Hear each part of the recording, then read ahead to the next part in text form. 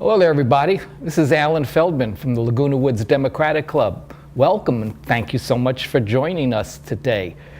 Well, there's another election coming up. Now, Election Day is quite a ways away from us right now. Actually, November 2020 is the actual election. But there's been some changes. There's changes in the dates of our primary, which used to be in June, which is now going to be in March. Moved up 3 months, which means that political activity will start a lot earlier than we're used to. But that's not the only change. There's other changes too. There are changes in the way, where, and how we are going to vote. Now, to talk about these changes with us and to explain the impact they're going to have on us and why they were made, we have the best source you could possibly have. We have Neal Kelley, the Registrar of Voters of Orange County. So first, Mr. Kelley, thank you so much for taking your time to be here today and talk with us today. Thanks, but Alan. Before I start speaking, asking questions, I just want people to know, because I know that most people don't follow government and politics as closely as the political clubs do here. It's what we do for fun and games. But we are so fortunate to have Neal Kelley as the Registrar of Voters in Orange County. His office, himself and the people that work with him and for him have the reputation throughout the state of California as not one of, but as the most effective, the best Registrar of Voters office in the state. Neal Kelley and the people that work for him and with him are the reason that we don't have any controversy with our elections. Everybody knows if they are registered, they're going to be able to vote. And everybody knows if they vote, their vote is going to be counted and counted in a transparent manner. And so we want to thank you for the work that you do. It's great work, and we really appreciate it. Thank you. I appreciate that. Okay. Very much. Well, the first thing I want to ask before we get into the weeds and the thickets is a little bit about you. If you could tell us a little bit about yourself and how does one get to the Registrar of Voters office?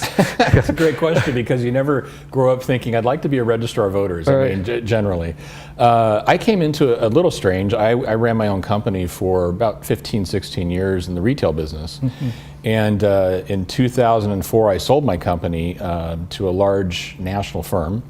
And I was suddenly in the job market, and I hadn't been in the job market, for years. Yeah. And I had run for public office, and I had earned my MBA at USC. I was teaching college a little bit. And the county launched a new voting system in 2004. Oh, really? And they had some difficulties in that launch, so the county was looking for someone from the outside to come in and help with that. And so that's kind of the way that I came into the county. As the deputy at first, Registrar of Voters, and then within a few months I was promoted to the Registrar of Voters position. And let me ask you too, because people don't know the Registrar of Voters office. What does the Registrar of Voters office do? What are the duties? How many people work in the office? Right, so I have 50 full-time folks that are just focused on elections, and that grows to about 350 as we get closer to an election. We hire part-time folks to do that. And the Registrar of Voters is responsible for three basic functions, and they're very important. The first is registering to vote and maintaining the voter records, so we do all of that for voters. Handling petitions for local government, whether it's your local city or whether it's the county that's doing a petition. And then most importantly is voting, and we handle the voting for all 34 cities. Right. And I mean, your work doesn't stop when the votes are all counted. I'm always asked that. What do you do in between? We're preparing for the next one. Right, always preparing. So, okay, so let's get into what you're really here for. Yeah. And I know you've been going throughout the county and speaking to people about this. There are changes in the way we vote, where we vote, and how we vote. I'm going to just, rather than ask a specific question, I'll just kind of leave it to you, and I'll interject things if that's okay. Sure. What are the changes that have been made, and how are they going to impact people here? I think the first thing I wanted to point out is that we've been voting in California basically the same way since the Civil War here in California. And that is your local neighborhood polling place and absentee voting. Absentee voting, in fact, started in the Civil War so that people that were serving in the war could have a ballot on the battlefield. And yet we're doing it the same way in 2018, 2019. So what this change is really doing is tracking the behavior of voters and how they've changed. So right now, 7 out of every 10 voters is getting a vote by mail ballot through the mail. Right. Most polling places are losing voters. They're going towards other options, voting early or voting with their ballot through the mail. So this change really adapts to those behaviors by voters. And what it does is 3 basic things. It does away with your neighborhood polling place and moves it to a large customer service center. That's number 1. Number two, everybody in the county would get a ballot. So not just people that would normally request a vote by mail ballot, but everyone will receive one. And then finally, the one that I like the most important is that you have 11 days of in-person voting, which is great, instead of a single day. And you can vote at any location in the county. You no longer are tied to your home precinct. So if a resident from Laguna Woods was visiting Anaheim, for example, they could vote in Anaheim, and they don't have to worry about a provisional ballot. Right. And I know that one of the important things to the people here in Laguna Woods, and this is, not only people in Laguna Woods will see this, other people will too, but I know the location of the vote centers is going to be a very important thing for them. We have obviously people with limited mobility and so forth. So the big question everybody wants to know, and I don't know if you can answer it or not, is will there be a vote center in Laguna Woods? Do you know that yet? Absolutely. Laguna Woods is very important to us, and we realize that voters here like in-person voting. They want options for their voting, and so they're still going to have that. Right. And I would encourage residents to come out. This may be jumping ahead a little bit, but on June 21st, we're going to have a public hearing or public meeting at Laguna Woods in Clubhouse 5 at 10 a.m. in the morning to talk about where the vote centers will be located at Laguna Woods. So that's an opportunity for voters to come out and express their opinion. Right, that's important for people, even people who are watching this and think they've got it down based on what we talk about. Things are changing and you can't hear the information enough more than that. And people should go to the meeting, and they should also make sure that their friends go to the meeting. Absolutely. But I was interested too, you said that everybody will receive a ballot by mail now. So that means even if you don't intend on voting by mail, your ballot, you still get your ballot in the mail. What about people who have moved, they didn't change their address? Obviously, when you move, changing your address with all these places is not top priority all the time. So what happens if it bounces back to you or something like that? It just never gets to the person. So that's a really good question, because election mail is non-forwardable. The post office is not allowed to forward that I didn't mail, know that. and so it will bounce back to us. And if it does, then we mark that as undeliverable in the voter record. Now, nothing changes for the voter, but the voter can request a second ballot. So if they get to their new location where they've moved to, they can go online or call our office and they can get that second ballot, or they can go to in-person voting for 11 days and get a replacement ballot right at the vote center. Yeah. How's that going to work? You said that people could vote any place, no matter where you live. You could, if you're getting a cup of coffee in Anaheim, I don't want to vote. So how is that going to work? How are all these things going to be connected? What's really great about this is the technology has improved so much. If you voted in a polling place, you'd go there before and it was a paper roster, and people would kind of thumb through that, and you were stuck to that home precinct wherever you voted. Now there's going to be electronic check-in. So just like you're boarding an aircraft on your flight, we're going to check you into that system. Yeah. And those are all interconnected around the county as well as the statewide database. So that means if you're in Anaheim, we can look at your record and pull up your ballot for Laguna Woods, and we can print it for you on the spot. So no longer are you tied to this polling place kind of archaic voting system where you didn't have options. Right. And how about people that have moved? I guess this is more a registration question, kind of jumping around a little bit. But people that have moved, here again in Laguna Woods, which is where we are, a lot of people rent and they move from one unit to another. They're still in the same place, but obviously they're not going to tell everybody. It's not always the highest priority. Right. So. I know you're supposed to be at your proper address to be registered to vote. What can people do about that if they have moved in the interim and the registrar's office still has them at their old address? So if that's the case with this new system, when you walk in, it doesn't matter, because we're able to pull up your current address based on the information you provide at the time, and you can change your registration on the spot. So you could do that in person if you wanted to. The other option is if you moved and you're thinking about as election day is getting a little closer, you can go online and you can update your address pretty easily through the statewide system.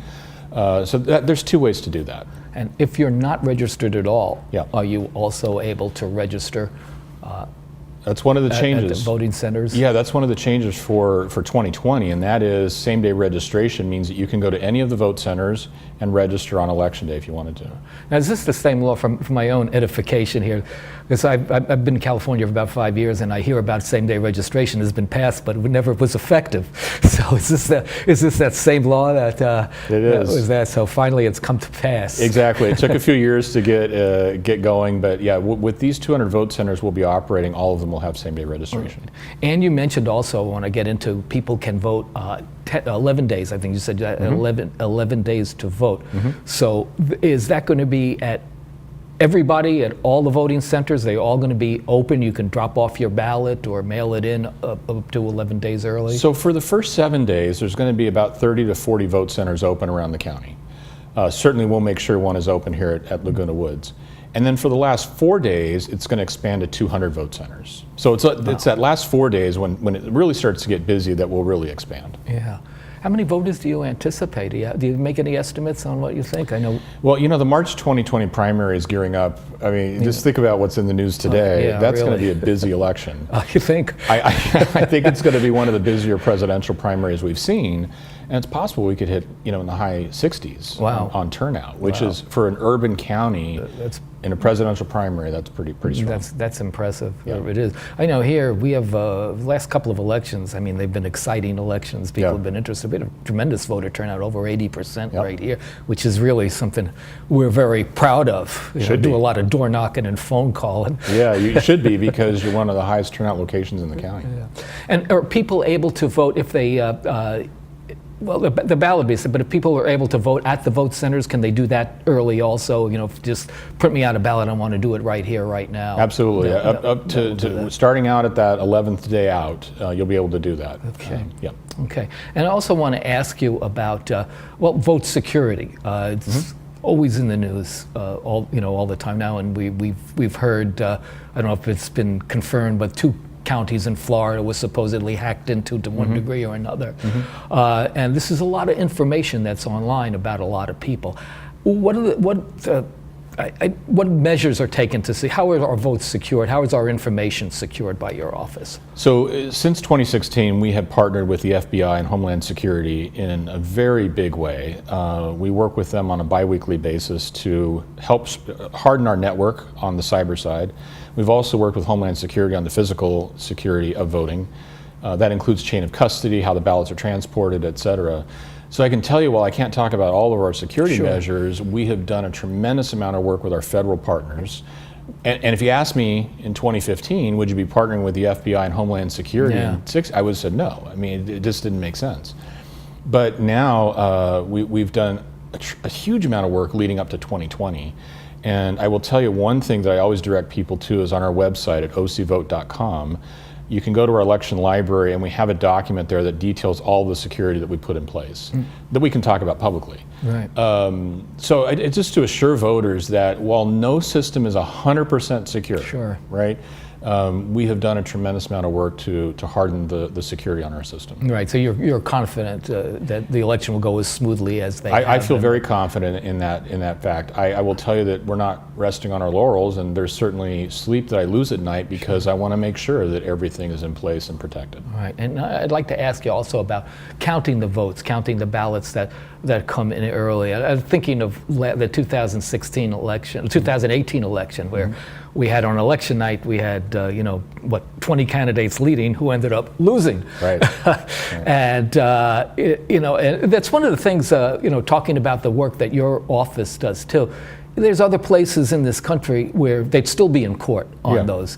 But with the Orange County Registrar of Voters, there's no question, everybody knows that the votes are counted transparently. I mean, you can watch them in real time almost every day. They're posted, but people still have legitimate questions about security. Yep. So one of those votes, if I drop my vote by ballot off the first day I can, what happens to that ballot? So we start processing those ballots 10 days out from Election Day, and we can do that under California law. And we prepare all of those ballots leading up to election night to be ready to post.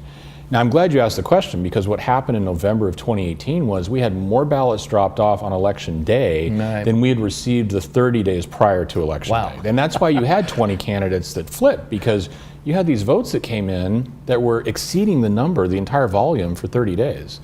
So it was almost like having a second election day, when it was dropped off.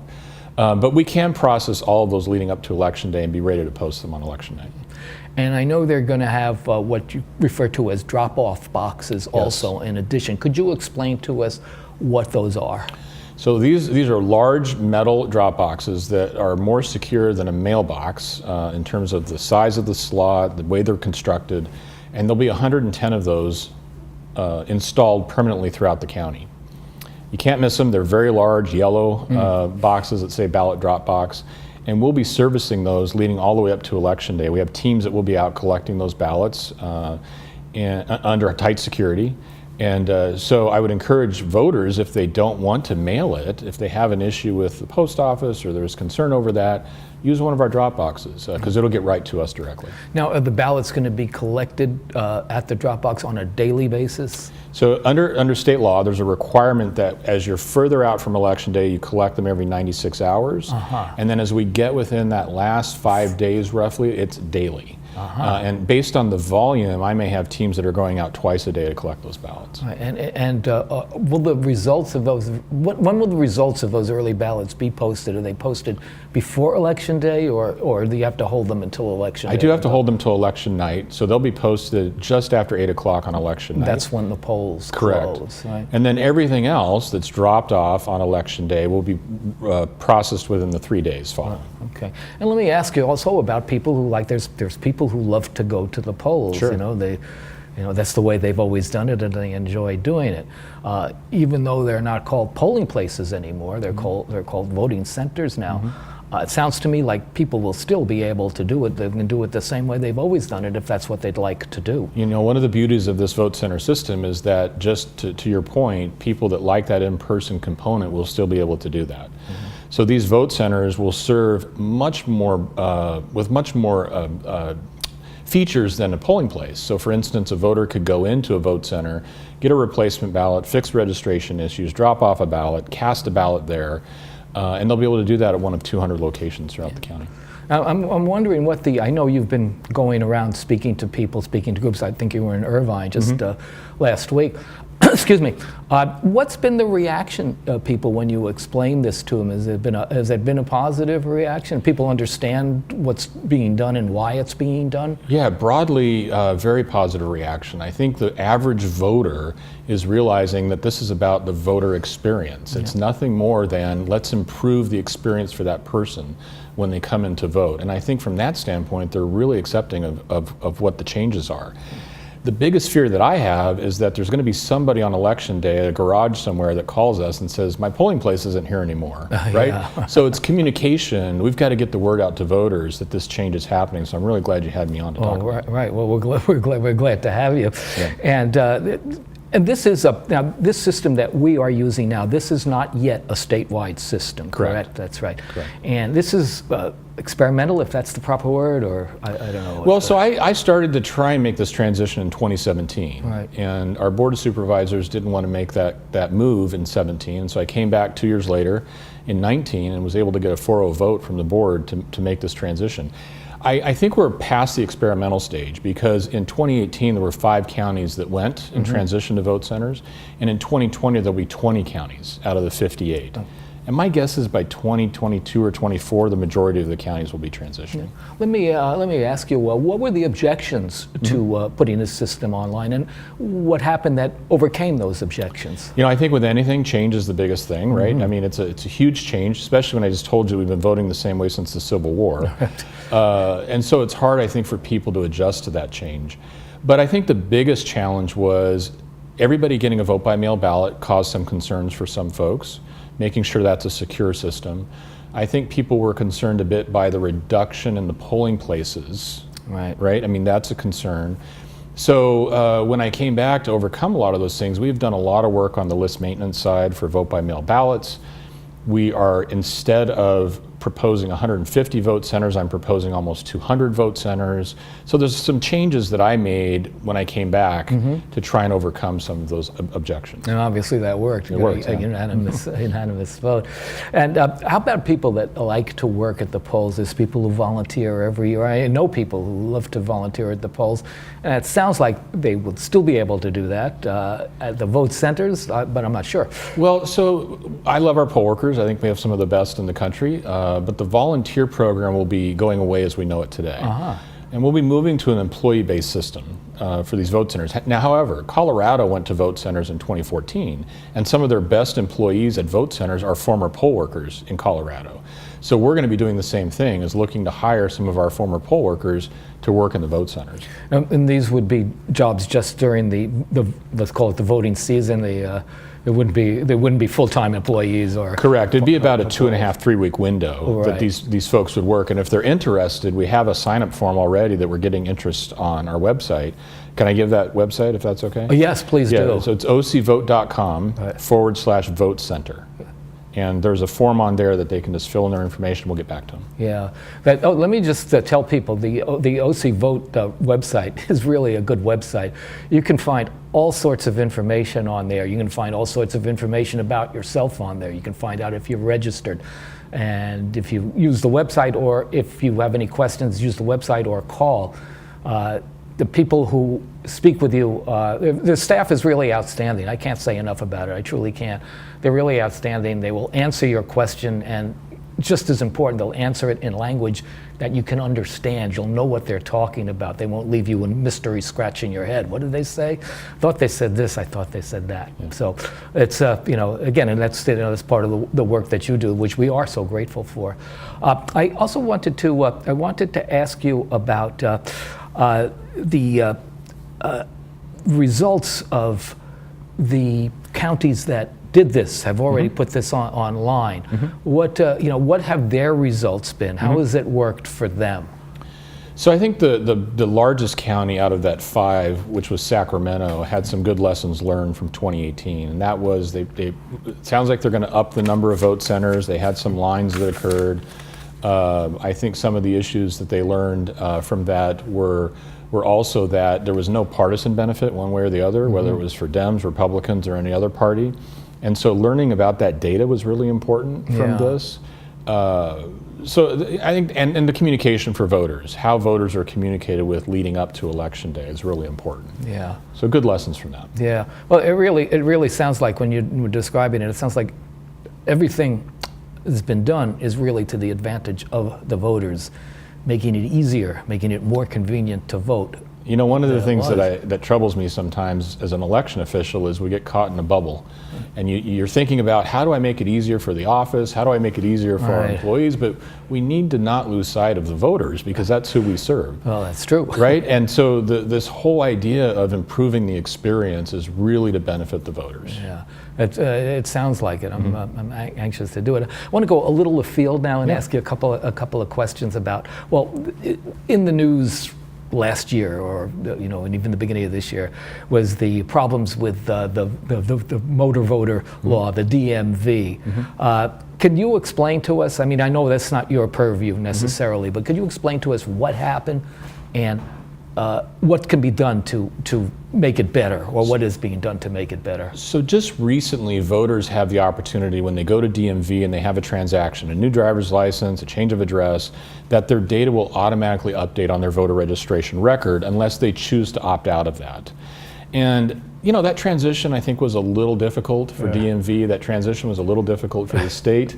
And so those hiccups along the way they've been working through, and some of the data that came through to us, the counties, was flawed. I mean, it wasn't data that was very helpful, because there was missing pieces, and there was some data that moved voters to vote by mail when they hadn't requested a vote by mail ballot. But to the credit of, I think, DMV and the Secretary of State, they've recognized this is an issue, and they've been focused on fixing the problem. Because I've been very vocal about saying, look, my responsibility to our voters in Orange County is to make sure their data is correct. And I can't do it with flawed data. Right. So I'm seeing improvement as this data continues to come in, but we'll continue to make that better. Okay, Neal Kelley, Registrar of Voters of Orange County, thank you so much. Thank you. And I think that people can see this is invaluable information that you've given us. It really is. But I think people can see that all these changes that have been made are really for the benefit of us, the voters, giving us many more options on when, where, and how we vote. So, we're lucky living in California. We got the mountains, we got the desert, we got the Pacific Ocean, all within easy reach of us. We're lucky to have it, and we take advantage of it, but there's other things we're lucky to have too. And one of them is how simple it is to vote here. The state of California actually wants you to vote. They encourage people to vote. That's not the same every place else in this country. There's places in our country where voting is made difficult and people are discouraged from voting, but not here. Here it's easy, and here it's convenient. You know, voting is the most fundamental way we have of participating in our government and in our political process. If you don't vote, you're letting somebody else make a decision for you. Now, you don't do that in other aspects of your life. Why would you do it when it comes to voting, especially when it is so convenient and so simple? You know, even if you vote for a candidate that doesn't win, your vote is still counted and your vote still counts. Your vote is your voice, and your voice is still heard, even if you vote for a losing candidate. I know people want to change, they want things changed, or they want things to remain the same. But really, just sitting home every night and watching Sean Hannity or Rachel Maddow, that's not going to change anything. It's not going to let people know where you stand. It's just going to make them richer than they already are. If you want to change something, you got to vote. If you want people to know what you think, where you stand, you got to vote. That's where your voice is heard. Now, when we get our ballots, which will be mailed to us, remember that, all the ballots will be mailed to us. When we get our ballot for this next election, presidential election, down the ballot, below the names we're going to know, the presidential candidates, the congressional candidates, there'll be a list of people running for a kind of long list of local, countywide, citywide, statewide, agencies, boards, offices. It's work to get information about these candidates in these elections, but it's really important. The people we elect to these agencies and boards, they make determinations on things like the quality of the water that we get in our house. You know, if you're having an issue with your property taxes here, you don't call the president, you don't call the governor, you call the Orange County assessor. That's one of the local offices that we get to vote on in these down ballot elections. So it's really important that we get all the information that we can and we make an informed decision and vote on these elections. And don't forget, your vote is a weapon to hold people who are already in public office accountable.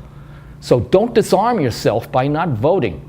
And don't let somebody else disarm you, telling you your vote won't count, it's all the same, it's all rigged. Doesn't make any difference, the candidates are all the same. You've heard all the arguments. They're just looking to make decisions without you. And if they make decisions without you, they'll make decisions that are good for them, not you and not me. So really, we're all kind of counting on each other to vote. So please vote.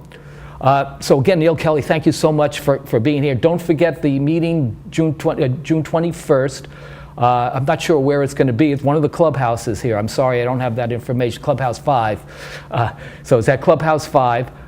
Even if you've watched this whole program, think you know everything, it'd be good to go, good to get your friends to go. Now, we will be back as the election gets nearer. We'll give you an opportunity to see and hear some of the candidates running for office in our local area, so please stay attuned for that. And in the meantime, we will see you soon, and don't forget to vote. Thank you.